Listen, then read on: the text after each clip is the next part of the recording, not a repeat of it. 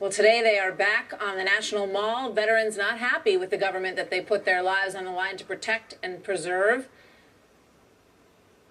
There is no place to go past America. They shut these things down. And if the veterans are quiet, the last bastion of Americanism that this country has, this place goes to the ash heap of history. Do not let that happen. It rests on you. He's become one of the leading voices of this protest. That was former Navy SEAL Ben Smith. And there he is, about to join us live right after this break. Also in Washington, American veterans around the country again gathering at the World War II Memorial on the National Mall protesting the partial shutdown. Moments ago, here is one veteran at the mall. Behind me, ladies and gentlemen, are representatives from the military coalition. They have my back, unlike the administration and Congress, which doesn't have my back.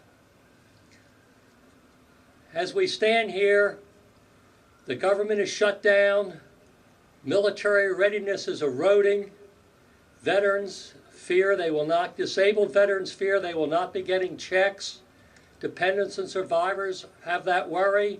That shouldn't be.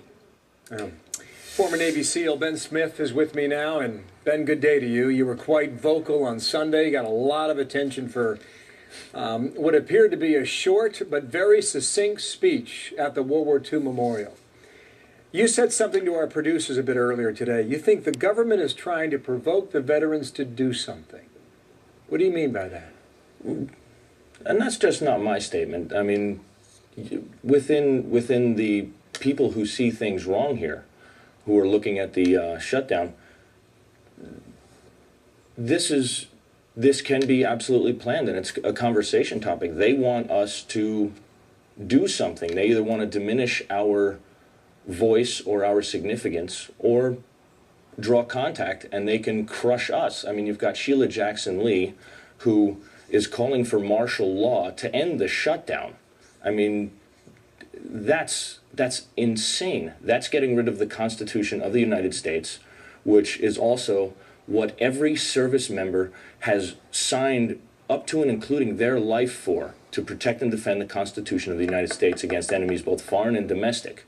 So we've got a government here that seems to be wanting to create the conditions that they want to take our Second Amendment. You know, they're going for the Second Amendment. They're trying to take guns from the veterans with PTSD and all those types of things. Voting rights. In the past elections, there was a lot of problems with the veterans in voting, getting the ballots back from overseas. And they want to discredit the military and get us to do something stupid so they can lock us down, get rid of, you know, you can call it a conservative Tea Party movement.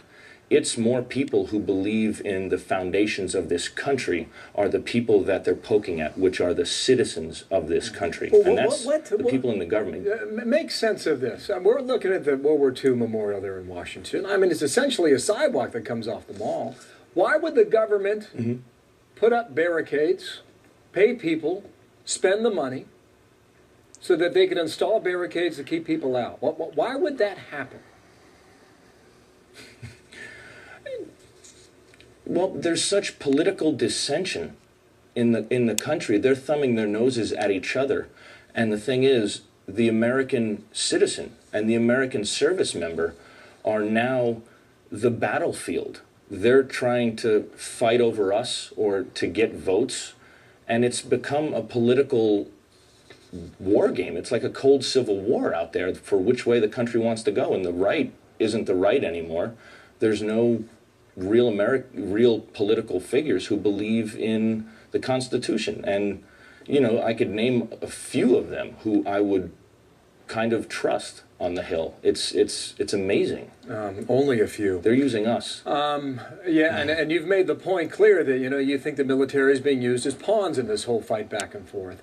Tell me about the Oath Keepers. Who are these people trying to keep the memorials open in Washington? Yeah, the Oath Keepers are going to be standing watch there. When I was there at the event, I had to do security for people coming in, you know, like the figures coming in and out. and I needed people fast. And the Oath Keepers, you know, have always been there. We have a good relationship, and they helped set up the security. They helped. So they're kind of get rid standing. of They're kind of standing guard right now, right? Then. Yes, yes, and you know what? That's who we are. That's just a veteran. It's not in particular to this group.